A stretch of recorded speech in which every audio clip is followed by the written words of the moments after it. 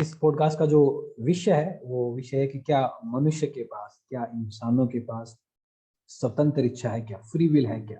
और इसी के रिगार्डिंग बहुत सारे विषय हैं जिनके ऊपर आज हम चर्चा करेंगे। साथ साथ में अगर आप में से कुछ लोग जो इससे पहले जो पॉडकास्ट हुआ था 2 दिसंबर 2021 को, उसका भी आप हिस्सा हुए होंगे। अगर आप नहीं हुए हैं तो आप अलग अलग हमारे माध्यम के द्वारा, यूट्यूब चैनल के द्वारा, फेसबुक के द्वारा, इंस्टाग्राम के द्वारा, वहाँ पे जो लिंक है वहाँ पे जाके आप उनको देख सकते हो, उनसे भी आशीष पा सकते हो। उनमें भी आपके जो भी सवाल जो पनपते हैं आपके जहन में, उनका भी आप जो भी आपको रिस्पेक्टिव कॉन्टैक्ट दिए गए हैं उनसे आप पूछ सकते हो, हमसे व्हाट्सएप के द्वारा आप पूछ सकते हो। सो कुछ एक विषय है जो आज हम आज के पॉडकास्ट के अंदर चर्चा करेंगे। तो जैसा कि इंट्रोडक्शन है कि क्या मनुष्य के पास स्वतंत्र इच्छा है, इसके ऊपर आज हम चर्चा करेंगे। साथ में हम इस बात के ऊपर भी चर्चा करेंगे कि संपूर्ण भ्रष्टता की जो शिक्षा है, टोटल डिप्रेविटी है, उसका वाकई मतलब क्या है, बाइबल से सीखेंगे। और क्या वाकई बाइबल इसकी गवाह देती है, बाइबल के आधार पर है या नहीं शिक्षा, इसके ऊपर भी आज हम चर्चा करेंगे। और साथ साथ में हम जानेंगे कि एक जो संपूर्ण पूरी तरीके से जो भ्रष्ट मनुष्य है, जो पाप में मरा हुआ है, क्या वो अपने आप को बचा सकता है और उसके लिए क्या आशा है। इन कुछ एक विषयों को लेकर आज हम चर्चा करेंगे। सो इस वक्त जबकि हम अलग अलग जगह से कुछ लोग जुड़े हुए हैं, परमेश्वर के दास जुड़े हुए हैं, वो सब मैं उनसे निवेदन करता हूँ कि वो अपने आप को इंट्रोड्यूस करें, अपने बारे में ब्रीफली कुछ चीज़ों को बताएं, फिर हम आज के सेशन पे आगे जाएंगे। प्लीज आप एक एक करके अपने आप को बता सकते हैं। रिक्वेस्ट ब्रदर पंकज, और उसके बाद में ब्रदर मंगेश, आप प्लीज अपने आप को इंट्रोड्यूस कीजिए। Praise the lord, good evening. प्रभु यीशु मसीह के नाम से आप सबको नमस्कार। मेरा नाम पंकज है और मैं जयपुर में रहकर प्रभु की सेवा कर रहा हूँ। आप सब लोगों से मिलकर मुझे बहुत खुशी हुई और प्रभु आपके और हमारे जीवन में आज बड़ा काम करे और अपने वचन से और भी हमें सिखाए और हमें और भी ज्यादा स्वतंत्र करे और भी ज्यादा जो है तृप्त करे, ऐसी हमारी प्रार्थना है यीशु मसीह के नाम से। मैं पास्टर मंगेश पुणे महाराष्ट्र से हूँ और पुणे में और महाराष्ट्र में मैं प्रभु की सेवकाई कर रहा हूँ। शुक्रिया। Yes, thank you so much brother Pankaj और ब्रदर मंगेश। मेरा नाम सौरभ है, मैं बेसिकली गंगानगर जिले का रहने वाला हूँ और हाल ही में मैं जयपुर में लोगोस मिनिस्ट्री के साथ अपनी सेवकाई कर रहा हूँ। सो आइए हम आज के इस पॉडकास्ट में आगे बढ़ते हैं। और जब तक अब हम इस कुछ सेशन के ऊपर हम बात करें, चर्चा करेंगे, तो इस बीच में भी आपके जो भी सवाल है तो आप पेन डाउन कर सकते हो, लिख सकते हो, और इसके अंत में आप उन सवालों को पूछ सकते हो ताकि आपको उनके आंसर मिल पाए। तो आइए हम आगे बढ़ते हैं। तो मैं सबसे पहले जो हमारे जहन में जो सबसे बड़ा क्वेश्चन है जो दिमाग में गूंजता है लोगों के, तो यही है कि क्या मनुष्य के पास वाकई स्वतंत्र इच्छा है या नहीं। तो इसके बारे में हम जानेंगे। तो मैं विनती करता हूँ भाई पंकज से, कृपया आप प्लीज इस सवाल के ऊपर बाइबल के आधार पर आप समझाइए कि वाकई मनुष्य के पास स्वतंत्र इच्छा है या नहीं। धन्यवाद भाई सौरभ। तो मुझे जो प्रश्न मिला है वो प्रश्न है, क्या मनुष्य के पास स्वतंत्र इच्छा है, क्या मनुष्य के पास फ्री विल है, जो चाहता है वो करने की फ्री विल है क्या। तो इसे मैं अपने लिखे एक आर्टिकल के द्वारा आपको समझाना चाहता हूँ। वो स्क्रीन पे मैं प्रेजेंट करूंगा ताकि अगर मेरी आवाज आपको ठीक से सुनाई नहीं भी पड़े तो भी आप पढ़ सकें। तो लेट्स गो विद दैट। क्या हमारे यहाँ लिखा जो हमारा विषय है वो है, क्या हमारे पास स्वतंत्र इच्छा है या फ्री विल है। तो फॉर एग्जाम्पल मैंने ये मोबाइल उठाया, हाँ मेरे पास फ्री विल है ये मोबाइल उठाने की, अब इसको मैं रख रहा हूँ, रखने की भी। मैंने ये मास्क उठाया, मास्क उठाने की फ्री विल है, रख भी रहा हूँ। लोग इसको समझ करके, इसको ये उदाहरण दे करके जो है बोलते हैं कि हमारे पास स्वतंत्र इच्छा है या फ्री विल है। इनफैक्ट जो अभी जो परमेश्वर के महान दास हैं, बहुत ज्यादा परमेश्वर इस्तेमाल कर रहा है, जॉन पाइपर, उनको भी जब सबसे पहले फ्री विल के बारे में बताया गया तो उन्होंने अपनी पेंसिल गिरा दी, बोला ये मैंने गिराई है, मेरे पास स्वतंत्र इच्छा है। तो मैं आपको स्वतंत्र इच्छा के बारे में बात करना चाहता हूं। स्वतंत्र इच्छा, क्या हमारे पास स्वतंत्र इच्छा है। हाँ, हमारे पास स्वतंत्र इच्छा है, हमारे पास फ्री विल है अकॉर्डिंग टू आवर नेचर, हमारे स्वभाव के अनुसार। हमारे पास जो स्वतंत्र इच्छा है वो हमारे स्वभाव के अनुसार है, ठीक है। जैसे कुत्ते के पास स्वतंत्र इच्छा है भौंकने की, सुअर के पास स्वतंत्र इच्छा है कीचड़ में लौटने की, गाय के पास स्वतंत्र इच्छा है घास चढ़ने की, भेड़ के पास स्वतंत्र इच्छा है घास चढ़ने की, तो इस तरह से हमें हमारे पास जो है हमारे स्वभाव के अनुसार जो है स्वतंत्र इच्छा है, स्वतंत्र इच्छा है। लेकिन जो स्वतंत्र इच्छा है वो सिर्फ स्वभाव के अनुसार। अब हमें समझना है कि हमारा स्वभाव है कैसा, उसके लिए हम इस आर्टिकल में जाएंगे। यहाँ लिखा है मसीह धर्मशास्त्र में यह विषय अत्यंत ही महत्वपूर्ण है। आदम के पास स्वतंत्र इच्छा थी, ठीक है, आदम के पास स्वतंत्र इच्छा थी, उसके पास अदन की वाटिका में अच्छाई और बुराई के बीच में चुनाव करने की योग्यता थी। मुझे कैसे मालूम पड़ा कि उसके पास स्वतंत्र इच्छा थी या फ्री विल थी? परमेश्वर ने संपूर्ण सृष्टि की रचना के बाद कहा बहुत अच्छा। इसका अर्थ यह है कि आदम को अच्छा बनाया गया था और वो परमेश्वर की आज्ञा को मानने में समर्थ था। परंतु परमेश्वर ने उसे यह भी कहा था जिस दिन तू यह अर्थात अच्छे और बुरे के ज्ञान का फल खाएगा उसी दिन अवश्य मर जाएगा। इससे मुझे मालूम पड़ता है कि उसके पास अवज्ञा करने का भी विकल्प था, परंतु जब आदम ने फल खाया तो मनुष्य आत्मिक रूप से मर गया और उसने स्वेच्छा या स्वतंत्र इच्छा खो दी। हम गुलाम बन गए, पाप के गुलाम। तो अदन की वाटिका में परमेश्वर ने आदम को स्वतंत्र इच्छा दी थी। वो परमेश्वर की बात मान भी सकता था, नहीं भी मान सकता था, लेकिन जब उसने पाप किया तो हम सब ने उसमें पाप किया। वो हमारा हेड था, फेडरल हेड, और जब हेड ने पाप किया तो हम सब भी सारी जनरेशंस पाप में ही पैदा होते हैं, पाप के गुलाम ही पैदा होते हैं। क्या आप जानते हैं कुत्ता क्यों भौंकता है? तो स्वतंत्र इच्छा खो दी, क्या मतलब है मेरा स्वतंत्र इच्छा खो देने से? मेरा मतलब ये नहीं कि मैं मोबाइल नहीं उठा सकता, मेरा मतलब ये नहीं कि मैं मास्क नहीं उठा सकता, मेरा मतलब ये नहीं कि मैं ये मास्क नहीं पहन सकता। तो लेकिन मेरे पास जो स्वतंत्र इच्छा है सिर्फ मेरे स्वभाव के अनुसार है। अब मेरा स्वभाव पापमय बन चुका है, मेरा स्वभाव पाप का गुलाम बन चुका है, मैं आत्मिक रूप से मर गया हूं, क्योंकि परमेश्वर ने आदम से कहा था जिस दिन तू ये फल खाएगा मर जाएगा, मर जाएगा। तो हम आत्मिक रूप से मरे हुए हैं। क्योंकि हम आत्मिक रूप से मरे हुए हैं, हमारे पास जो है परमेश्वर को चुनने की स्वतंत्र इच्छा नहीं है, परमेश्वर को चाहने की स्वतंत्र इच्छा नहीं है। हम एक पाप, दो पापों के बीच में से चुन सकते हैं, दो पापों के बीच में से हम चुन सकते हैं, लेकिन परमेश्वर और पाप के बीच में से चुनने की इच्छा हमारे पास नहीं है। वो स्वतंत्र इच्छा हमारे पास नहीं है, वो फ्री विल हमारे पास नहीं है। क्या आप जानते हैं कुत्ता क्यों भौंकता है? वो इसलिए नहीं भौंकता कि भौंक के कुत्ता बन जाए, वो इसलिए भौंकता है क्योंकि वो पहले से कुत्ता है। आदम के पाप के कारण मनुष्य पाप में अवस्था में ही मां के गर्भ में पड़ता है और पाप का गुलाम ही पैदा होता है। भजन 51:5। वह बड़े पाप और छोटे पाप के बीच में चुनाव कर सकता है। वह आतंकवाद और ऊपरी तौर से जो भले काम है उनके बीच में चुनाव कर सकता है। वह हत्यारा बन सकता है या अपनी और अपने झूठे ईश्वर की महिमा के लिए मानव सेवा जैसे भले काम कर सकता है, और यहां तक कि अपने प्राण भी न्यौछावर कर सकता है। अपने आप को म्यूट कर लीजिए सब लोग। परंतु भलाई और परमेश्वर को नहीं चुन सकता। मनुष्यों की समस्या यह नहीं है कि उन्होंने पाप किए, समस्या यह है कि उन्होंने पाप के अलावा और कुछ किया ही नहीं।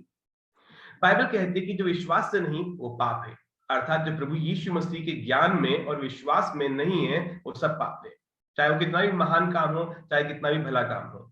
तो बाइबल कहती है जो विश्वास से नहीं वो पाप है, अर्थात जो प्रभु यीशु मसीह में विश्वास के द्वारा परमेश्वर की महिमा के लिए नहीं है वो सब पाप है। ये कहाँ लिखा है? रोमियो 14:23 में लिखा है, यशायाह 64:6 में लिखा हुआ है। तो इस तरह से हम जानते हैं कि हम पाप के गुलाम बन गए। तो जैसे कुत्ता भौंक तो सकता है लेकिन वो कोयल की तरह गा नहीं सकता। कुत्ता के पास फ्री विल है भौंकने की कि इस गली में भौंकूं या उस गली में भौंकूं, लेकिन कोयल की तरह गाने की फ्री विल है, स्वतंत्र इच्छा उसके पास नहीं है। सुअर के पास फ्री विल है या स्वतंत्र इच्छा है कि सड़क के इस पार में कीचड़ में लौटूं या उस पार में कीचड़ में लौटूं, लेकिन वो जो है वो सुअर जो है हरी हरी घास के पास नहीं जाएगा, वो अच्छी चीजों के पास नहीं जाएगा, वो कीचड़ में ही लुटेगा। इधर के वाले नाली में या उस वाली नाली में, उनमें से चुन सकता है। तो मनुष्य क्यों भलाई और परमेश्वर को नहीं चुन सकता? हम लोग जो है पाप को तो चुन सकते हैं, बड़े पाप छोटे पाप में से चुन सकते हैं, है ना, लेकिन परमेश्वर और उसकी भलाई को नहीं चुन सकते। क्यों? क्योंकि वो परमेश्वर को नहीं जानता। जब जानते ही नहीं तो उसको कैसे चुनेंगे? बाइबल में 2 थेसलोनियंस 1:8 में लिखा हुआ है हम परमेश्वर को नहीं जानते, हम उससे अलग हैं, सेपरेटेड है, एलियनेटेड है। वो परमेश्वर को क्यों नहीं जानता? मनुष्य परमेश्वर को क्यों नहीं जानता? क्योंकि वो परमेश्वर को नहीं जान सकता। कहाँ लिखा है? 1 कुरिन्थियों 2:14 और रोमियो 8:7-8 में लिखा है। मैं पढ़ के बताना चाहता हूँ। शारीरिक मनुष्य परमेश्वर की आत्मा की बातें ग्रहण नहीं करता। शारीरिक मनुष्य मतलब आदम से जो पैदा हुआ। मैंने बताया था आपको कि आदम ने जब पाप किया तो मनुष्य आत्मिक रूप से मर गया, और हम सब आत्मिक रूप से मरे हुए ही पैदा होते हैं, अर्थात परमेश्वर से कनेक्शन कटा हुआ। हम परमेश्वर से के साथ कनेक्टेड नहीं है, हम परमेश्वर को नहीं जानते, हम परमेश्वर से दूर हैं, परमेश्वर के जीवन से दूर हैं। तो शारीरिक मनुष्य मतलब आदम से पैदा होने वाले सारे के सारे नेचुरल जो ह्यूमन बींग्स है, सारे के सारे वो क्या है, वो आत्मिक रूप से मरे हुए हैं, वो जो शारीरिक कहलाते हैं। शारीरिक मनुष्य परमेश्वर की आत्मा की बातों को ग्रहण नहीं करता, वे तो उसकी दृष्टि में मूर्खता की बातें हैं और न वह उन्हें जान सकता है, न ग्रहण करता, न ग्रहण कर सकता है, क्योंकि उनकी जांच आत्मिक रीति से होती है। अर्थात पवित्र आत्मा जब तक आपके अंदर पवित्र आत्मिक जीवन की शुरुआत ना कर दे, तब तक आप उसे नहीं जान सकते। परमेश्वर की आत्मा की बातें जो है परमेश्वर का आत्मा ही सिखा सकता है, परमेश्वर का आत्मा ही बता सकता है। परमेश्वर का आत्मा कब करता है, हमें नया बनाता है। क्योंकि शरीर पर मन लगाना तो परमेश्वर से बैर रखना है, क्योंकि न तो मतलब, और हम सब शरीर पर मन लगाते हैं, हम सब शारीरिक मनुष्य थे, आदम की संतान, तो परमेश्वर से बैर रखना, क्योंकि न तो परमेश्वर की व्यवस्था के अधीन है, न हो सकता है। और जो शारीरिक दशा में है वे परमेश्वर को प्रसन्न नहीं कर सकते। तो कोई भी व्यक्ति अपनी शारीरिक दशा में जो है परमेश्वर को प्रसन्न नहीं कर सकते, वो कुछ भी ऐसा नहीं कर सकते कि वो परमेश्वर को प्रसन्न करे या परमेश्वर तक अप्रोच करे, परमेश्वर को चाह भी नहीं सकते, क्योंकि वो चाहना चाहते भी नहीं है। वो परमेश्वर को क्यों नहीं जान सकता? भाई हमने पढ़ा कि वो परमेश्वर को नहीं जानता, ठीक है, परमेश्वर, फिर हमने पढ़ा वो परमेश्वर को क्यों नहीं जानता, ठीक है, फिर हम पढ़ रहे हैं वो परमेश्वर को क्यों नहीं जान सकता, क्योंकि वो पापों में मरा हुआ है और परमेश्वर को जानने की इच्छा रखता ही नहीं है। He does not have the will। जब इच्छा रखता ही नहीं तो कहां से चुनेगा? उसने तुम्हें भी जिलाया जो अपने अपराधों और पापों के कारण मरे हुए थे, जिनमें तुम पहले इस संसार की रीति पर और आकाश के अधिकार के हाकिम अर्थात उस आत्मा के अनुसार चलते थे, जो अब भी आज्ञा न मानने वालों में कार्य करता है। इनमें हम भी सब के सब पहले अपने शरीर की लालसाओं में दिन बिताते थे और शरीर और मन की इच्छाएं पूरी करते थे और अन्य लोगों के समान स्वभाव ही से क्रोध की संतान थे। हम क्या थे? अपने अपराधों और पापों में मरे हुए थे, हम मरे हुए थे। बाइबल और जगह भी कहती कोई समझदार नहीं, कोई परमेश्वर खोजने वाला नहीं। क्यों नहीं खोजता? हम जानते हैं क्योंकि हम मरे हुए थे। बाइबल ये नहीं कहते कि हम पापों में बीमार थे और फिर हमने डॉक्टर यीशु को चुन लिया और उसने हमें चंगा कर दिया। बाइबल कहती है कि हम पापों में मरे हुए थे। पापों में मरे होने का क्या मतलब होता है? देखिए, पापों में मरे होने का मतलब ये होता है, हम पढ़ेंगे, दो चीजें हैं। हम आत्मिक रूप से मरे हुए थे। पाप में मरा हुआ मनुष्य भलाई और परमेश्वर को नहीं चुन सकता। दूसरी बात, हम बेझिझक पापी की तरह ही अपनी और अपने झूठे ईश्वर की महिमा के लिए भले कामों के द्वारा परमेश्वर के खिलाफ विद्रोह में पुरजोर सक्रिय थे। पाप में मरे होने का अर्थ ये था कि हम परमेश्वर और परमेश्वर की बातों के प्रति मरे हुए थे। अपने आप को म्यूट कर लीजिए, म्यूट योरसेल्फ प्लीज। सौरभ भाई आप म्यूट कर सकते हैं, आपके पास वो है राइट्स। దీనికి కొన్న బట్టలు దీని అయితే తక్కువ ఉన్నాయి బట్టలు सौरभ भाई ఉన్నది డబ్బా ఉన్నది బాక్స్ ఉన్నది దీన్ని కింద తోడకు मैंने कर दिया राइट। हाँ, कोई चल आगे छोड़ दिया। तो पाप में मरे होने का अर्थ क्या होता है? पाप में मरे होने का अर्थ होता है हम आत्मिक रूप से मरे हुए थे और भलाई को और परमेश्वर को नहीं चुन सकते थे। लेकिन क्या इसका मतलब है कि हम कुछ भी नहीं कर सकते थे? नहीं, इसका मतलब ये नहीं है। हम बेझिझक पापी की तरह या अपने झूठे ईश्वर की महिमा के लिए भले कामों के द्वारा परमेश्वर के खिलाफ पुरजोर विद्रोह में सक्रिय थे। पूरी ताकत लगा के परमेश्वर के खिलाफ विद्रोह कर रहे थे। हम क्या कर रहे थे? विद्रोह कर रहे थे, परमेश्वर से प्रेम नहीं कर रहे थे, उससे भाग रहे थे, या तो फुल पाप करके, ओपनली पाप करके, या फिर सो कॉल्ड जो है पाखंडी भले कामों के द्वारा परमेश्वर से भाग रहे थे, परमेश्वर के खिलाफ विद्रोह कर रहे थे, उसमें सक्रिय थे, super active in rebellion against God. आप कहेंगे मैंने तो परमेश्वर को अपने बाल्यकाल में या बॉयहुड में या गर्लहुड में ही चुन लिया। तो नहीं, आपने परमेश्वर को नहीं चुना, क्योंकि कोई परमेश्वर को नहीं चुन सकता। आपने अपनी कल्पना में एक ईश्वर को गढ़ा था, आपने अपनी ही समानता में एक ईश्वर या बाइबल विरुद्ध यीशु को बना लिया था।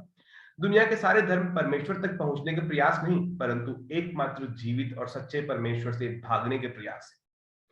बाइबल उद्धार को जुए गुलामी में बदलाव के रूप में परिभाषित करती है, अर्थात उद्धार शैतान और पाप की गुलामी से आजाद होकर परमेश्वर की गुलामी में आना है। क्या तुम नहीं जानते कि जिसकी आज्ञा मानने के लिए तुम अपने आप को दासों के समान सौंप देते हो, उसी के दास हो, चाहे पाप के जिसका अंत मृत्यु है, चाहे आज्ञाकारिता के जिसका अंत धार्मिकता है। परंतु परमेश्वर का धन्यवाद हो कि तुम जो पाप के दास थे, उस मन से उस उद्देश्य को मानने वाले हो गए जिसके सांचे में ढाले गए थे, और पाप से छुड़ाए जाकर धार्मिकता के दास हो गए। जब तुम पाप के दास थे तो धर्म की ओर से स्वतंत्र थे। पहले हम जो है परमेश्वर की धर्म की ओर से स्वतंत्र होने का मतलब क्या? हम कर ही नहीं सकते थे। हम कर ही नहीं सकते थे। हम सिर्फ जो है उसका रिबेल कर सकते थे और अपने पाप को कर सकते थे विलफुली। लेकिन अब हम पाप की ओर से स्वतंत्र हैं, हम पाप को नो बोल सकते हैं, परमेश्वर की इच्छा को पूरा कर सकते हैं। तो हम पहले पापों में मरे हुए थे, पापों के गुलाम थे, परमेश्वर ने हमें पापों की गुलामी से छुड़ाया और धार्मिकता के गुलाम बना दिया, स्लेव्स टू राइटियसनेस। तब और तुम अपने नहीं हो क्योंकि दाम लेकर मोल लिए गए हो। भाई ये भाषा किसी फ्री विल धारी या जो है स्वेच्छाधारी मनुष्य के बारे में तो बात नहीं हो रही यहाँ पर। किसके बारे में बात हो रही है? जो गुलाम था, जो गुलाम था। तो तुम दाम लेकर मोल लिए गए हो क्योंकि हम पहले पाप के और शैतान के गुलाम थे, है ना। और वही हमारा स्वभाव था और हम वही करते थे, अपने मास्टर को प्लीज करते थे, शैतान को, पाप कर करके। ये आयतें ये नहीं कहती कि हम स्वतंत्र थे और हमारे पास स्वतंत्र इच्छा थी, ये कहती कि हम पहले पाप के गुलाम थे, अब यीशु मसीह और उसकी धार्मिकता के गुलाम है, हम खरीदे गए हैं। अपने आप को म्यूट कर लीजिए सब लोग, थोड़ा डिस्टर्बेंस आ रहा है। Thank you very much, God bless you. तो क्या इसका मतलब ये कि मनुष्य रोबोट है, उसके पास किसी भी अर्थ में स्वतंत्र इच्छा नहीं? नहीं, मनुष्य रोबोट नहीं। आइए मैं आपको पाप की गुलामी और धार्मिकता की गुलामी के अर्थ समझाता हूँ। पाप की गुलामी का अर्थ क्या होता है? पाप के गुलाम होने के नाते आप स्वतंत्र इच्छा से पाप करते हो। आपसे कोई बलपूर्वक पाप नहीं करवाता, आप अपनी मर्जी से करते हो क्योंकि वो आपका स्वभाव है। जैसे कुत्ता अपने स्वभाव का गुलाम होता है, भौंकता है, वैसे ही मनुष्य स्वाभाविक रूप से पाप करता है। एक और उदाहरण लेते हैं, जैसे सूअर अपने स्वभाव के वश में होकर कीचड़ में जाता है, उसी तरह मनुष्य अपने स्वभाव के वश में होकर पाप करता है। सूअर नाली में लौटने में आनंदित होता है और आदम की सब संतान पाप करने में आनंदित होते हैं, सब संतान। जैसे सूअर क्रिसमस के पकवान और मल में से क्रिसमस के पकवान नहीं चुन सकता, वैसे ही मनुष्य भलाई और परमेश्वर को नहीं चुन सकता। लेकिन फिर क्या होता है? परमेश्वर ही को हमें जो है क्या करना होता है? बदलना होता है। उसी को हमें आत्मिक रूप से जिंदा करना होता है, उसी को हमें हमारी पाप की गुलामी से छुड़ा करके हमें स्वतंत्र करना होता है। तो धार्मिकता और धार्मिकता का गुलाम बनाना होता है। तो धार्मिकता की गुलामी का अर्थ क्या होता है? इसका अर्थ ये है, आप धार्मिकता के काम करने और अपने प्रभु परमेश्वर यीशु मसीह को प्रसन्न करने के लिए स्वतंत्र हो। जब हमें यीशु मसीह ने खरीद लिया, हमारा उद्धार हो गया, हम बच गए, यीशु मसीह के लहू से हमारे पाप धुल गए, तो क्या हुआ हमारे अंदर? क्या परिवर्तन आया? उस समय क्या हुआ था? हमारे उद्धार में क्या हुआ था? हमने कुछ नहीं किया, हम नहीं चुन सकते थे, हम नहीं आए, हम नहीं खोज रहे थे, परमेश्वर ने खुद आया और हमारे पत्थर के हृदय को निकाल के मांस का डाल दिया, अपना आत्मा हमारे अंदर डाला और अपने आत्मा के द्वारा ऐसा किया कि हम उसकी राहों पर चला फिरा करें। परमेश्वर ने किया, उसने अपना गुलाम बना लिया, उसने खरीद के अपना बना लिया। तो आप धार्मिकता के काम करने, अब जब धार्मिकता के गुलाम बन चुके तो इसका अर्थ ये है, आप धार्मिकता के काम करने और अपने प्रभु यीशु मसीह को प्रसन्न करने के लिए स्वतंत्र हो।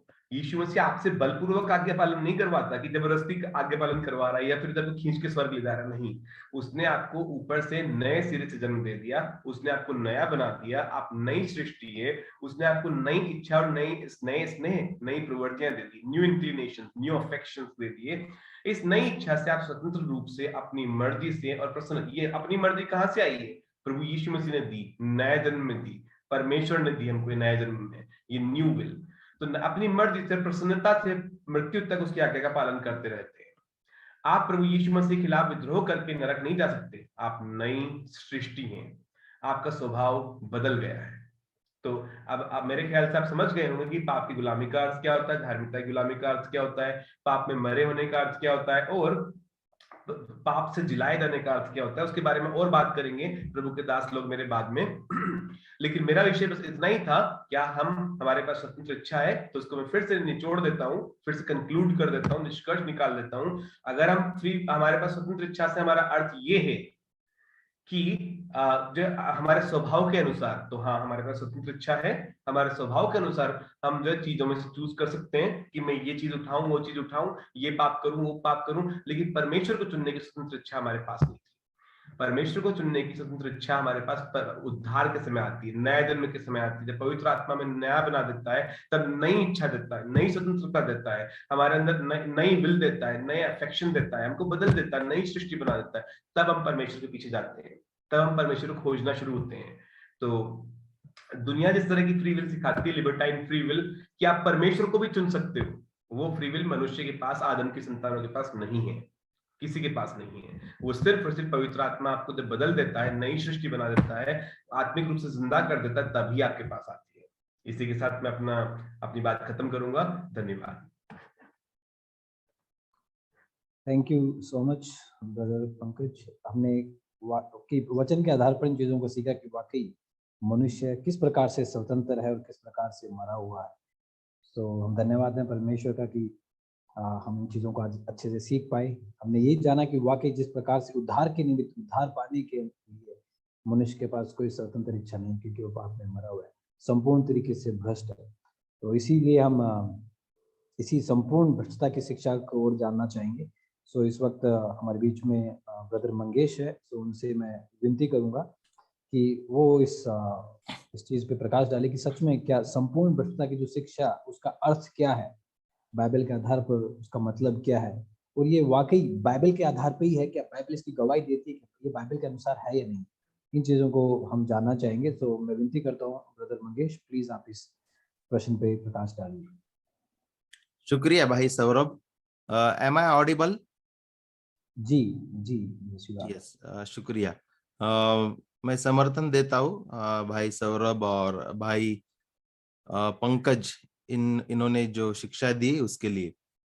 और मेरे तरफ जो विषय दिया गया है कि संपूर्ण भ्रष्टता का मतलब क्या है, और बहुत ही सीधे और साफ रूप से मैं ये बात कहना चाहता हूँ कि संपूर्ण भ्रष्टता इसका मतलब ये है कि भ्रष्ट आदमी खुद को बचाने में असमर्थ है।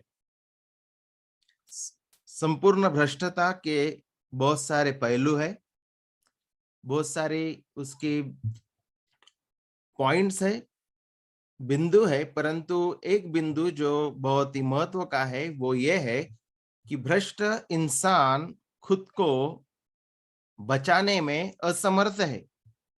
और ये इस संपूर्ण भ्रष्टता के शिक्षण का बहुत ही बड़ा हिस्सा है कि इंसान खुद का उद्धार खुद नहीं कर सकता, क्योंकि जैसा हमने सुना है कि वो संपूर्ण रूप से भ्रष्ट हो चुका है। मनुष्य पाप की स्थिति में गिरने के कारण आध्यात्मिक भलाई के लिए अपनी इच्छा शक्ति को पूरी तरह से खो चुका है। इसलिए स्वाभाविक मनुष्य भलाई से पूरी तरह विमुख और पाप में मरा हुआ होकर अपने ही बल से अपने आप को बदलने या उसके लिए अपने आप को तैयार करने के योग्य नहीं है। उद्धार करने के लायक या उद्धार के लिए तैयार होने के लायक भी वो नहीं है। ये हमें पूरी भ्रष्टता के बारे में सीखने को मिलता है। बाइबल हमें उत्पत्ति अध्याय 1 में सिखाती है कि परमेश्वर ने आदम को, इंसान को उसके स्वरूप में बनाया, परंतु जब उनका पतन हुआ, जब पाप हुआ, तो मूल स्थिति या स्वरूप से पूरी रीति से वो मुड़ गए, या परमेश्वर की प्रतिमा या परमेश्वर का रूप या परमेश्वर का स्वरूप जो उनमें था पाप के वजह से विकृत हो गया है, विकृत किया गया है। यह हमें सीखने को मिलता है। यह कहना कि मनुष्य भ्रष्ट है, यह धार्मिकता की अपनी मूल स्थिति से गिर गया है और उसका संपूर्ण स्वभाव ही भ्रष्ट हो गया है। देखिए, परमेश्वर ने इंसान को अपने स्वरूप में बनाया। जब इंसान ने परमेश्वर की आज्ञा तोड़ दी, तो उस समय में परमेश्वर का जो स्वरूप इंसान में था वो विकृत हो गया है। और यहाँ पे बताया गया है कि परमेश्वर ने उनको एक ऐसे स्तर में, एक ऐसे प्रकार से बनाया था कि वो धार्मिकता की स्थिति में थे। जब परमेश्वर ने उन्हें बनाया वो धार्मिकता की स्थिति में थे, परंतु पतन की वजह से, पाप के वजह से यह कहना कि मनुष्य भ्रष्ट है, वह धार्मिकता की अपनी मूल स्थिति से गिर गया है और संपूर्ण स्वभाव ही में भ्रष्ट हो गया है। आदम की सभी संतानों के निर्णय और इच्छाओं पे ये प्रभाव हुआ है। केवल आदाम के ऊपर नहीं, परंतु आदाम से जन्मे हुए सभी लोगों के ऊपर इस पाप का, इस पतन का, इस फॉल का परिणाम हो चुका है। और आदाम की सभी संतानों के निर्णय, इच्छाएं, उनके काम भ्रष्ट भ्रष्ट हो चुके हैं। यह हमें बाइबल सिखाती है। आदाम ने जो पाप किया है उसे ओरिजिनल सिन कहते हैं। ओरिजिनल सिन, मूल पाप।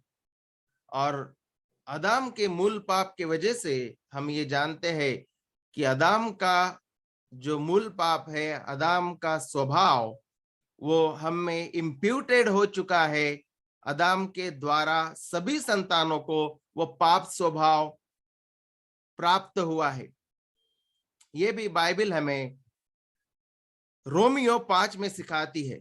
और जैसा भाई पंकज ने भी कहा है कि इफिसियों 2 में बहुत स्पष्ट रूप से बाइबल हमें ये सिखाती है कि अपने लोग अपने अपराधों और पापों के कारण मरे हुए हैं। शारीरिक रूप से तो वो जिंदा रहते हैं, परंतु परमेश्वर से वो दूर है, separated from God.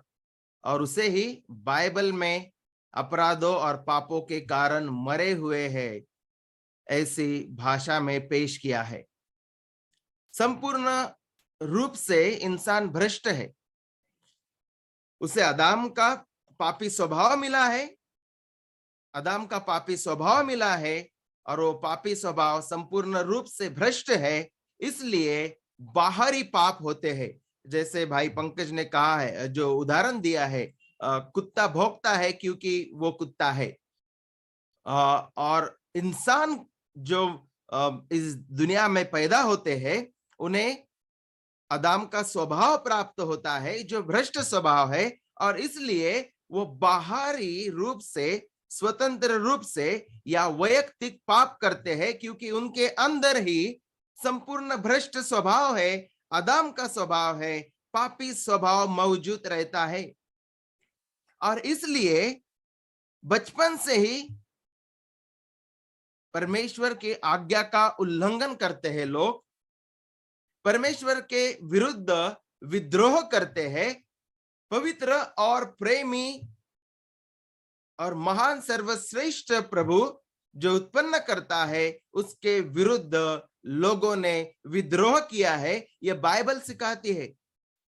Rebelling against the Holi and loving and sovereign God, यह मनुष्य की स्थिति हो चुकी है। परमेश्वर जो आदेश देता है वो मनुष्य नहीं करता, और परमेश्वर जो करने से मना करता है वो बातें भ्रष्ट मनुष्य करते हैं। जो करने के लिए परमेश्वर कहता है, इंसान वो नहीं करता, परंतु भ्रष्ट, संपूर्ण रूप से भ्रष्ट होने के वजह से वो नहीं कर सकता। और जो बातें परमेश्वर करने के लिए मनाही करता है वो इंसान करता है। ये भी हमें संपूर्ण भ्रष्टता के इस शिक्षण में, इस सिद्धांत में सीखने को मिलता है। रोमियो 8:8 कहता है कि और शारीरिक दशा में है वे परमेश्वर को प्रसन्न नहीं कर सकते, वो परमेश्वर को चुन नहीं सकते, परमेश्वर की ओर दौड़ नहीं सकते, परमेश्वर पे विश्वास नहीं कर सकते, क्योंकि शारीरिक दशा में है वो परमेश्वर को प्रसन्न नहीं कर सकते। यह हमें यहाँ पे बताया है। मनुष्य में परमेश्वर के स्वरूप को गंभीर रूप से विकृत किया गया है, और वह नैतिक भ्रष्टाचार ने उन्हें पूरी तरह से प्रदूषित कर दिया है। मनुष्य में परमेश्वर के स्वरूप को गंभीर रूप से विकृत किया है, और वह नैतिक भ्रष्टाचार ने उन्हें पूरी तरह से प्रदूषित कर दिया है, पूरी तरह से संपूर्ण रूप से भ्रष्ट किया है। उनका देह, उनकी सोच, उनकी विचारधारा, विचार प्रक्रिया, इच्छा, भावना और काम सभी भ्रष्ट है। ये बाइबल हमें सिखाती है। और इसलिए इफिसियों 2:12 भी ये कहते हैं कि लोग आशाहीन है, जगत में ईश्वर रहित है। ये मनुष्य की स्थिति है। उत्पत्ति 8:21 कहता है, यद्यपि मनुष्य के मन में बचपन से ही जो कुछ उत्पन्न होता है वह बुरा ही उत्पन्न होता है। एटमॉस्फियर के वजह से नहीं, बाहरी वातावरण के वजह से मनुष्य भ्रष्ट हुआ नहीं हुआ। बहुत सारे लोग एटमॉस्फियर, बहुत सारे लोग कंडीशन, बहुत सारे लोग सर्कमस्टेंसेस को दोष देते हैं कि मेरा सर्कमस्टेंसेस ऐसा था इसलिए मैंने गुनाह किए, वातावरण ही ऐसा है इसलिए गुनाह किए। नहीं, मनुष्य के मन में बचपन से ही जो कुछ उत्पन्न होता है वो बुरा ही होता है, ये बाइबल हमें सिखाता है। और भजन संहिता 51 और 5 में, 51 और 5 में दाऊद ये कहता है, देख मैं अधर्म के साथ उत्पन्न हुआ और पाप के साथ अपनी माता के गर्भ में पड़ा। वो एटमॉस्फियर, वातावरण या बाहरी बातों को दोष नहीं देता कि मेरे फ्रेंड्स गलत थे इसलिए मैंने पाप किए, मेरा इर्द गिर्द का जो वातावरण था वो ही बुरा था इसलिए मेरे द्वारा पाप हुआ। नहीं, वो कहता है कि मैं अधर्म के साथ उत्पन्न हुआ और पाप के साथ अपनी माता के गर्भ में पड़ा। बहुत सारे बार जो माता पिता है, जब हमारा बच्चा बदमाशी करता है, पाप करता है, गुनाह करता है, तो माता पिता का एक फेवरेट डायलॉग है, इसके दोस्त बुरे हैं। हाँ, वो भी बुरे हैं परंतु तुम्हारा बच्चा भी बुरा है, ये बाइबल सिखाते हैं। और इसलिए वोडी बुकम जो कहते हैं जो छोटे बच्चे हैं वो वाइपर्स इन डायपर है, वो बहुत ही मासूम सुंदर दिखते हैं, परंतु हमें ये भूलना नहीं चाहिए कि परमेश्वर का क्रोध उनके ऊपर है और उनके अंदर भी जो परमेश्वर का स्वरूप है वो विकृत हो चुका है और उन्हें जल्द से जल्द प्रभु के अनुग्रह, प्रभु यीशु मसीह की सुसमाचार की आवश्यकता है हमारे बच्चों को। और इसलिए वोडी बुकम जो है वो कहते हैं जो छोटे मासूम सुंदर बच्चे हैं वो वाइपर्स इन डायपर है। अभी इसे हिंदी में हम कैसा बताएंगे? लंगोटी पहने हुए सांप है, जहरीले सांप। अगर उसका हिंदी अनुवाद अगर कर सकते हैं तो बहुत से लोगों को ये बुरा लगेगा। वाइपर्स इन डायपर्स, लंगोटी पहने हुए, चड्डी पहने हुए सांप है वो छोटे। बाइबल ये हमें कहती है कि मनुष्य के मन में बचपन से ही जो कुछ उत्पन्न होता है वो बुरा ही उत्पन्न होता है। देख मैं अधर्म के साथ उत्पन्न हुआ और पाप के साथ अपनी माता के गर्भ में पड़ा। परंतु प्रभु दयालु है और हमें हमारे बच्चों को सुसमाचार बहुत ही छोटे उम्र से उन्हें यीशु मसीह का सुसमाचार, अनुग्रह का सुसमाचार उन्हें देना माता पिता की जिम्मेदारी है। सामने यिर्मयाह 17 और 9 कहता है, उसमें असाध्य रोग लगा है, उसका भेद कौन समझ सकता है? मनुष्य का मन सब वस्तुओं से अधिक धोखा देने वाला होता है, उसमें असाध्य रोग लगा है, उसका भेद कौन समझ सकता है? और बाइबल हमें ये बताती है कि वो कौन सा रोग है। मनुष्य का मन संपूर्ण भ्रष्टता के अधीन है। और सामने पहला करंथियों भी ये कहता है कि जो शारीरिक मनुष्य है, जो आदम में पैदा हुआ मनुष्य है, परमेश्वर की आत्मा की बातें ग्रहण नहीं करता। और रोमियो की किताब अगर आप पढ़ते हैं तो रोमियो की किताब हमारी आंखें खोल देंगी। रोमियो की किताब उन फ्री विल, जो मुक्त इच्छा, स्वतंत्र इच्छा की डिंग हाँकते हैं, उन लोगों की आंखें खोल देती है।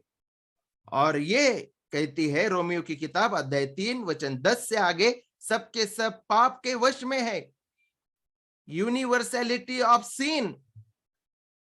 वचन 10 ये कहता है कि कोई धर्मी नहीं, एक भी नहीं। उसमें जो एक शब्द जो है, एक भी नहीं, वो बहुत ही महत्व का है। कोई समझदार नहीं, कोई धर्मी नहीं, परमेश्वर का खोज, कोई परमेश्वर का खोजने वाला नहीं। बहुत स्पष्ट रूप से यहाँ पे बताया गया है, परंतु बहुत सारे लोग डिंगे हाँकते हैं कि मैंने परमेश्वर को खोजा। परमेश्वर खोया नहीं था, पापी खोया था। और लोग कहते हैं कि मैंने परमेश्वर को ढूंढा। भाई तू खोया हुआ था, परमेश्वर खोया हुआ नहीं था। और 12वें वचन में रोमियो के कहा गया है कि सब भटक गए हैं, सब के सब निकम्मे बन चुके हैं, सब के सब। इसका मतलब है सभी लोग, कोई भलाई करने वाला नहीं, एक भी नहीं। उनका गला खुली हुई कब्र है। उन्होंने अपनी जीभों से छल किया है। उनके ओठों में सांपों का विष है। उनका मुंह श्राप और कड़वाहट से भरा हुआ है। उनके पांव लहू बहाने को फुर्तीले है। उनके मार्गों में नाश और क्लेश है। उन्होंने कुशल का मार्ग नहीं जाना। उनकी आंखों के सामने परमेश्वर का भय नहीं है। और 19वें वचन में पौलुस कहता है कि परमेश्वर के दंड के योग्य है सब लोग। हर एक इंसान का मुंह बंद किया जाए और सारा संसार परमेश्वर के दंड के योग्य ठहरे। सारा संसार, यूनिवर्सलिटी ऑफ सीन यहाँ पे बताया गया है कि ऐसा नहीं है कि एक इंसान, एक धर्म का इंसान, एक देश का इंसान, एक राष्ट्र का इंसान, परंतु यहाँ पे पौलुस कहता है कि हम वो न्यायाधीश के सामने कटघरे में खड़े हैं, कटघरे में खड़े हो चुके हैं। और सब जो केस है वो हमारे विरुद्ध है। ये यहाँ इस प्रकार का चित्रण किया गया है कि सारा संसार परमेश्वर के दंड के योग्य ठहरे। और फिर से 23वें वचन में पौलुस कहता है कि परमेश्वर की महिमा से रहित है, इसलिए कि सबने पाप किया है और परमेश्वर की महिमा से रहित है। और फिर से मैं यही कहना चाहता हूं कि आदम में पैदा हुए जो इंसान है वो संपूर्ण भ्रष्ट है। उनकी सोच, उनकी भावना, उनकी इच्छा, उनके कर्म, टॉप टू बॉटम, सिर से लेके पांव तक इंसान संपूर्ण रूप से भ्रष्ट है। और ऐसा इंसान खुद का उद्धार खुद करने के लिए असमर्थ है। वो अपनी स्वतंत्र इच्छा उस एदेन बाग में ही गमा चुका है और उस परमेश्वर का स्वरूप पाप की वजह से विकृत हुआ है।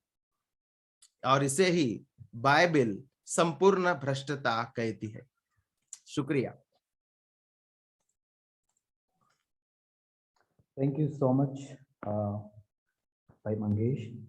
वाकई हमने मनुष्य किस प्रकार से भ्रष्ट है उसको बहुत अच्छे से हमने आज सीखा।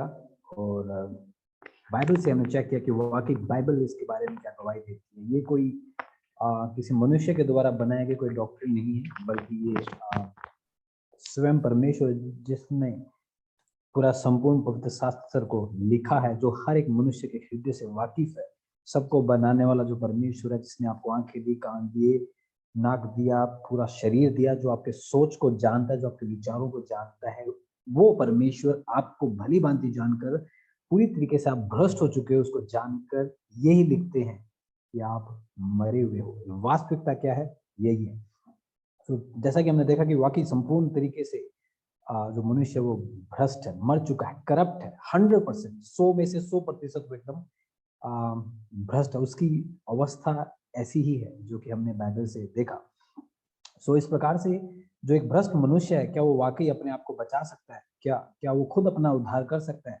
जब मनुष्य स्वयं इस प्रकार से भ्रष्ट है, मरा हुआ है, तो नहीं बचा सकता अपने आप को। कैसे? जैसे हमें उत्पत्ति 3 अध्याय में जब हम देखते हैं तो परमेश्वर ने कहा था कि जिस दिन तुम वो फल खाओगे तुम निश्चित रूप से मर जाओगे। उसके बाद में क्या हुआ? अध्याय 3 में क्या हुआ? क्या वो नहीं मरे? वो आत्म रूप से मर गए थे और परमेश्वर ने अपने आप से अलग कर दिया था। नहीं मरे थे क्या? वो मर गए थे। शैतान ने कहा था हवा को कि तू नहीं मरेगी। परमेश्वर ने बोला था, जो सच्चा परमेश्वर है, जो ट्रू है, वो यूं कहता है कि तुम मर जाओगे, और वही तो हुआ। वास्तविकता में वही तो हुआ। जैसे कि भाई मंगेश जी बता रहे थे कि जो मृत जो मनुष्य है वो बच्चा है, वो वाइपर इन अ डायपर है ना। किस प्रकार से, जिस प्रकार से हम मत्ती के 30 अध्याय में भी पढ़ते हैं, उसमें इस प्रकार से लिखा है, जब उसने यीशु मसीह ने देखा कि बहुत से फरीसी और सदूकी उसके पास बपतिस्मा लेने आ रहे थे, तो वह उनसे बोला, हे सांप के बच्चों, तुम्हें किसने चेता दिया कि तुम प्रभु के भावी क्रोध से बचना। ये रियलिटी है हर एक मनुष्य की। ये जो फरीसी थे, ये कभी नवजात शिशु भी थे, बाय बर्थ वो करप्टेड थे, बाय बर्थ वो सांप के बच्चे थे। किस प्रकार से सांप के बच्चे होने मतलब है कि जो वो उगलते हैं, जो उनके हृदय के विचार उत्पन्न होते हैं, निरंतर बुरे ही होते हैं, जो कि हम उत्पत्ति में भी देखते हैं। और यिर्मयाह 17:9 में इस प्रकार से हम बाइबल में देखते हैं कि मन तो सब वस्तुओं से अधिक धोने वाला है। कौन? मन मतलब हमारा इनर बीइंग, हमारा अस्तित्व, हमारा जो एग्जिस्टेंस है, जो हमारा जहाँ से जो हमारा साइकी है, जहाँ से हमारे सारे विचार उत्पन्न होते हैं, जो हमारा मेन सब विचारों का जो सेंटर है, वो पूरी तरीके से 100% डिप्रेव है, करप्ट है। सबसे ज्यादा धोखे देने वाला यही है। जब आपका मन धोखे में लिप्त है, शैतान जो खुद धोखे देने वाला है, जिसने हवा को धोखा दिया, लेकिन परमेश्वर ने बोला तुम मर जाओगे। आज भी लोग उसी के ऊपर विचार करते हैं कि नहीं, हम नहीं मरेंगे। शैतान ने कहा था तुम नहीं मरेगा। आज भी लोग कहते हैं तुम नहीं मरे, तुम नहीं मरोगे। परमेश्वर ने कहा था तुम मर जाओगे, और वाकई मौत आ गई। अभी हम किस पे विश्वास करें? अभी भी शैतान की बातों पे विश्वास करते हैं, उसी के फलों के हम विश्वास कर रहे हैं ना। तो ये हमें समझने की आवश्यकता, हमें देखने की आवश्यकता है कि एक भ्रष्ट मनुष्य है, वो अपने आप किस प्रकार से भ्रष्ट है और वो वाकई अपने आप को बचा सकता है। इफिसियों उसका 2 अध्याय, उसमें हम इस प्रकार से पढ़ते हैं। उसमें इफिसियों 2 उसका 1 से हम पढ़ते हैं। एक समय था जब तुम लोग, सभी लोगों के लिए ये बात बोली जा रही है, उन अपराधों और पापों के कारण, जो अपराध और पाप जो हमने बाई बर्थ पैदा होने से लेकर उसके बाद से अब तक किए, उनके कारण आत्मिक रूप से मरे हुए थे। बाइबल कहती है तुम मरे हुए थे, तुम बीमार नहीं थे, मर चुका था। जैसे लाजरस मरा हुआ था, वैसे हम आत्मिक रूप से मरे हुए थे। आगे दूसरा इस प्रकार से लिखता है, जिसमें तुम पहले संसार के बुरे रास्तों पर चलते हुए और उस आत्मा का अनुसरण करते हुए जीते थे, जो इस धरती के ऊपर की आत्मिक शक्तियों का स्वामी है। वही आत्मा अब उन व्यक्तियों में काम कर रही है जो परमेश्वर की आज्ञा नहीं मानते। शैतान आज्ञा नहीं मानता, उसके बाद में आदम और हवा ने परमेश्वर की आज्ञा नहीं मानी, और उसके जो भी फॉलोअर्स है या उस पाप के जो अधीन है, वो अभी भी मरे हुए तो हैं, तो वो उसी की आज्ञाकारिता में चलते हैं। लेकिन जिस प्रकार से इफिसियों में हम पढ़ते हैं आगे, एक समय इफिसियों 2:3 में इस प्रकार से, एक समय हम भी उन्हीं के बीच जीते थे और अपनी पापपूर्ण प्रकृति की भौतिक इच्छाओं को तृप्त करते हुए अपने हृदयों और पापपूर्ण प्रकृति की आवश्यकताओं को पूरा करते हुए संसार के दूसरों लोगों के समान परमेश्वर के क्रोध के पात्र थे। हम मरे हुए थे, परमेश्वर के क्रोध के पात्र थे, परमेश्वर के दुश्मन थे। हम खुद अपने आप को बचाने में असमर्थ थे। ये हमारे लिए संभव था ही नहीं, क्योंकि वो मर चुका है।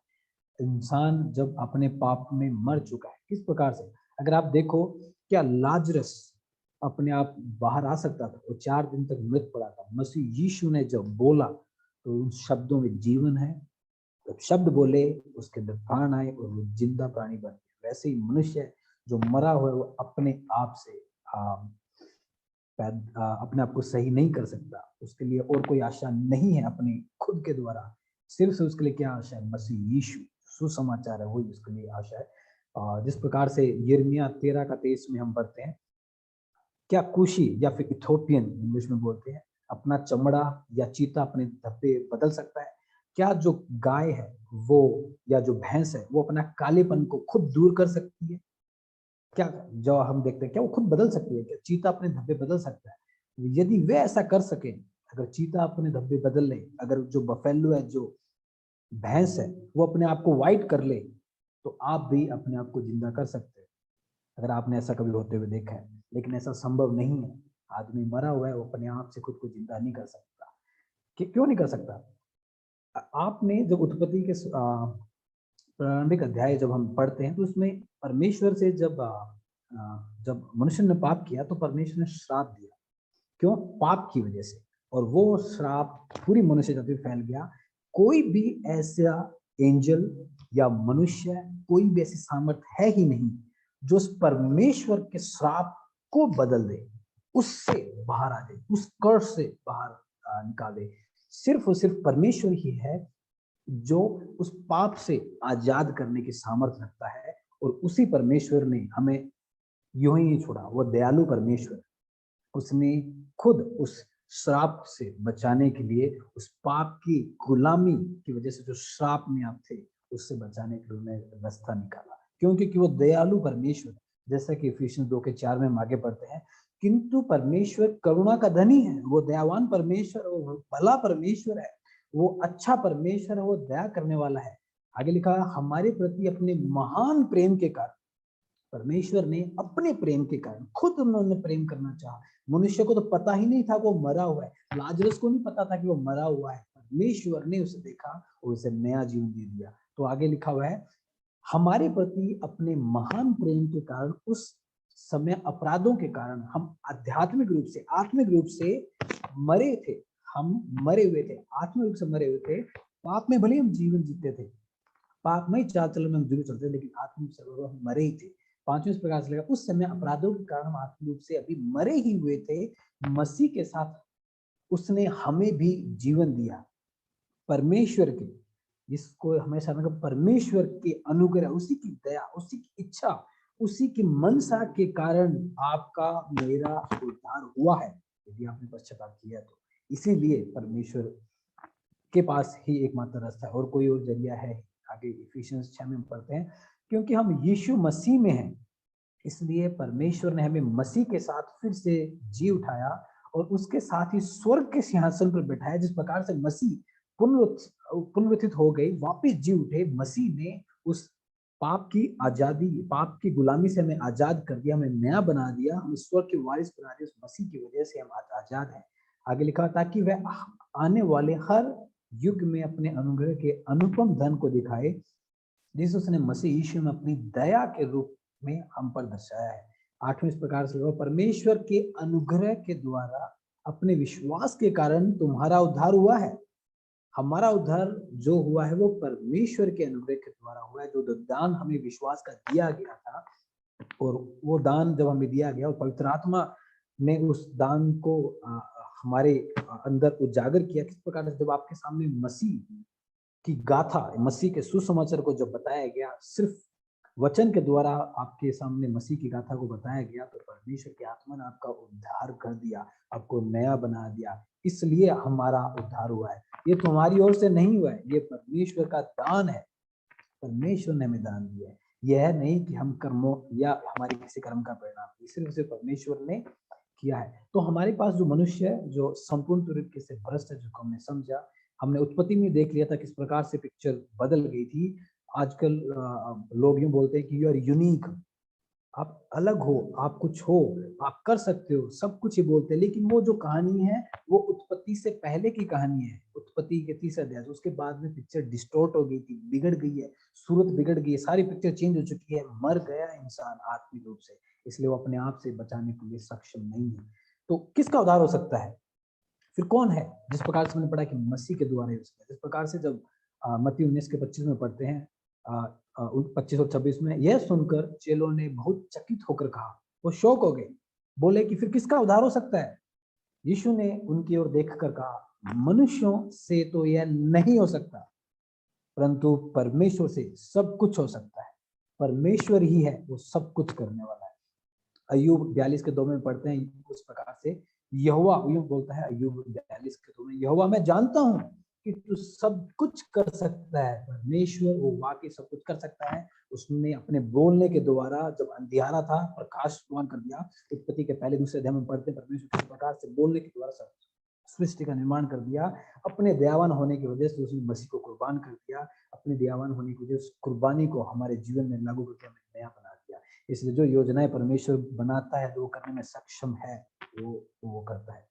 यूहन्ना 6:44 में हम पढ़ते हैं, यीशु मसीह कहते हैं, कोई मेरे पास नहीं आ सकता जब तक पिता जिसने मुझे भेजा है उसे खींच न ले, और मैं उसको अंतिम दिन फिर जिला उठाऊंगा। मसीह यीशु उसमें में बोलते हैं।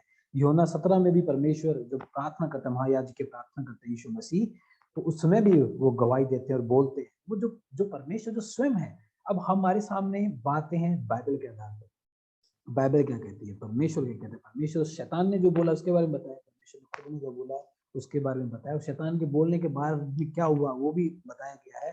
तो परमेश्वर जो बोलता है उसके बाद भी क्या क्या होता है वो भी सब चीजें बोलते हैं। तो हमारा आधार वचन है, न कि किसी इंसान के द्वारा बनाई गई कोई डॉक्ट्रिन।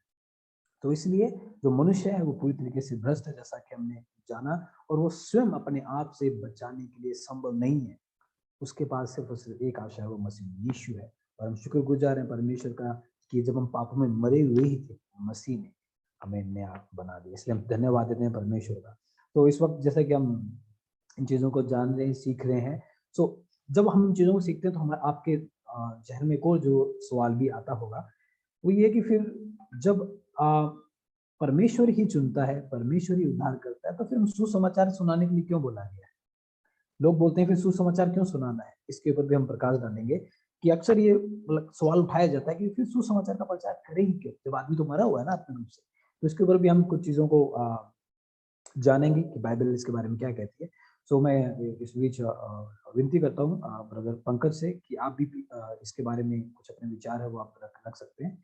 उसके बाद में भाई मंगेश, उनसे भी मैं विनती करता हूँ कि इसके बारे में आप भी वचन से बताइए कि आदमी जब मरा हुआ है तो फिर वो सुसमाचार प्रचार क्यों करे।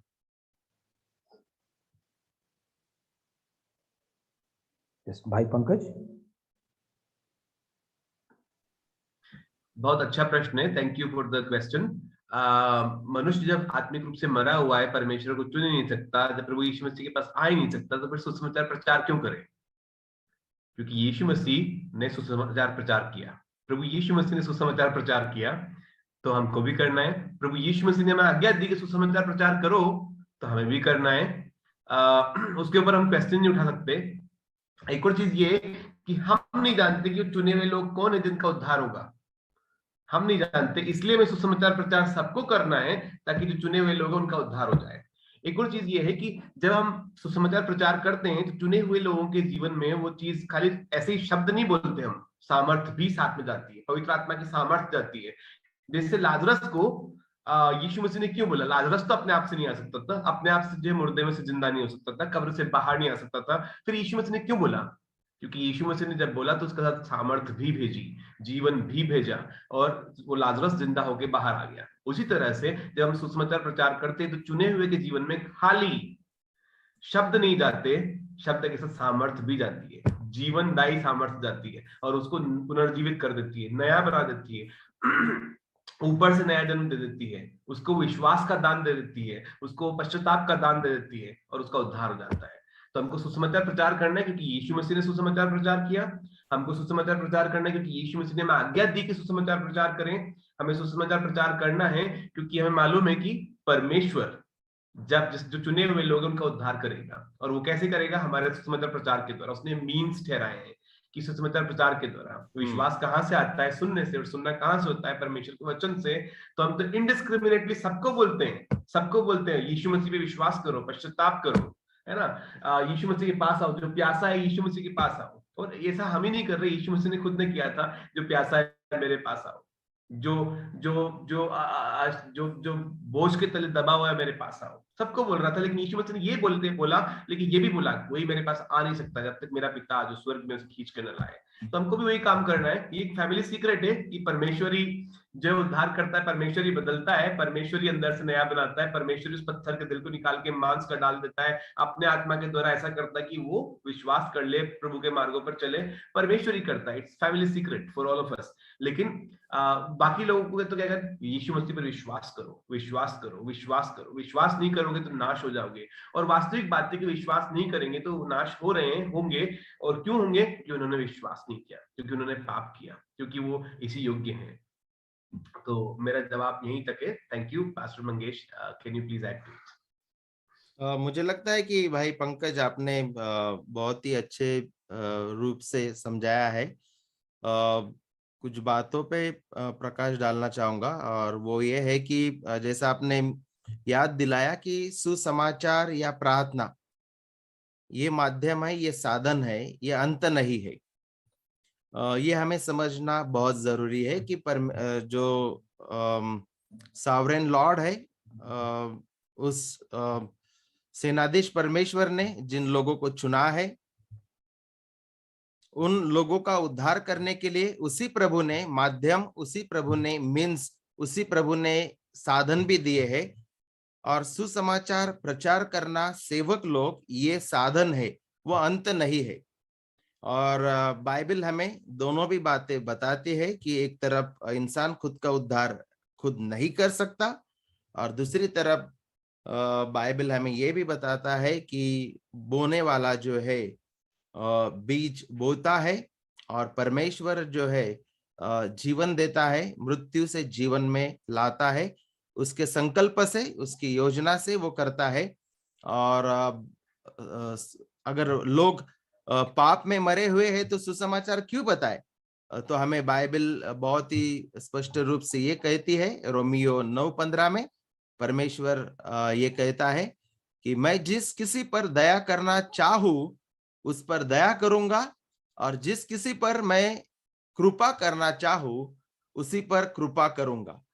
और परमेश्वर कृपा करने वाला है। जो पाप और पाप में मरे हुए लोग हैं, ये दयालु परमेश्वर उन्हें जिलाता है, उन्हें उद्धार देता है, और उन्हें जिलाने के लिए वचन, सुसमाचार सामर्थ्य है। सुसमाचार के माध्यम से, सुसमाचार के साधन से मरे हुए और संपूर्ण रूप से भ्रष्ट लोगों को परमेश्वर नया जन्म देता है। तो यही मैं कहना चाहता हूं यहाँ पे।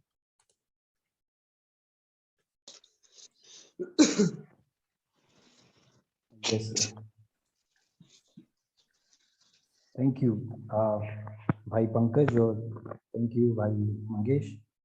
तो हमने वाकई देखा, क्योंकि बाइबल संपूर्ण है, संपूर्ण पवित्र शास्त्र परमेश्वर की प्रेरणा के द्वारा लिखा गया है ना।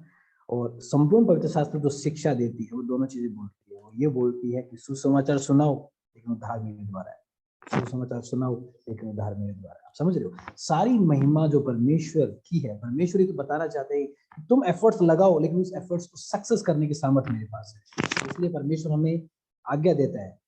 हमें सुसमाचार सुनाना क्यों है? मैं यूँ बोलना चाहूंगा, सुसमाचार क्यों नहीं सुनाना? क्योंकि अगर आप नए बना दिए गए हो तो आपके अंदर जो आत्मा काम करती है वो दूसरों को खींचने के लिए, दूसरों को सुसमाचार सुनाने के लिए आपके अंदर प्रेरणा आएगी, आप करोगे। यही तो एक एविडेंस होता है परमेश्वर के द्वारा नए बनाए गए जन का। जो हम देखते हैं बाइबल में, जो लोग उद्धार पाते आए थे, वो मसीह के बारे में शिक्षाएं देते थे, अपनी जान की कुर्बानी देने तक वो शिक्षाओं को देते थे। लेकिन यो भी लिखा हो कि जितने चुने हुए थे परमेश्वर उनको उसके लिए समय मिला देता था। पतरस प्रचार करता था, लेकिन जितने चुने होते थे उसको परमेश्वर मिला देता था। पतरस को नहीं पता कि कितने चुने हुए हैं, उसने वो किया जो उसको आज्ञा थी। हम परमेश्वर के दास है, हमें परमेश्वर की आज्ञा माननी है। हम बपतिस्मा क्यों लेते हैं? हम परमेश्वर की आज्ञा मानते हैं। हम हमारे माता पिता से प्रेम करते हैं, क्यों आज्ञा मानते हैं? पत्नी से प्रेम क्यों करते हैं? आज्ञा मानते हैं। हम सुसमाचार क्यों सुनाते हैं? परमेश्वर की आज्ञा माननी है, इसलिए करना है हमें। हम परमेश्वर के दास और गुलाम है, जो परमेश्वर बोल रहा है उस प्रकार से हम करते हैं। चुनाव प्रभु के हाथ में है। परमेश्वर जिस पे दया करना चाहता है उस पे दया करता है, जिसको उसके पाप में रखना चाहता है उसको परमेश्वर उसके पाप में रखता है। कोई भी हम में से कोई सवाल नहीं उठा सकता कि परमेश्वर को ऐसा क्यों करता है, क्योंकि हम तो खुद भी बनाई हुई सृष्टि है, वो हमारा सृजना है। इसलिए धन्यवाद देते हैं परमेश्वर का कि उसकी दया हुई, कि उसने जब सुसमाचार सुनाया गया तो हम जैसे निकम्मे, तुच्छ और पाप में लिप्त लोग जो अनंत काल के लिए नरक में जाने वाले थे, उसको नया बना दिया। ये खुशी की बात है, लेकिन इसमें हमारा कोई योगदान नहीं है, सिर्फ यहोवा की दया है। उसने मसीह के द्वारा हमारी की और पवित्र आत्मा के द्वारा उसको लागू किया। इसलिए हम धन्यवाद देते हैं परमेश्वर का।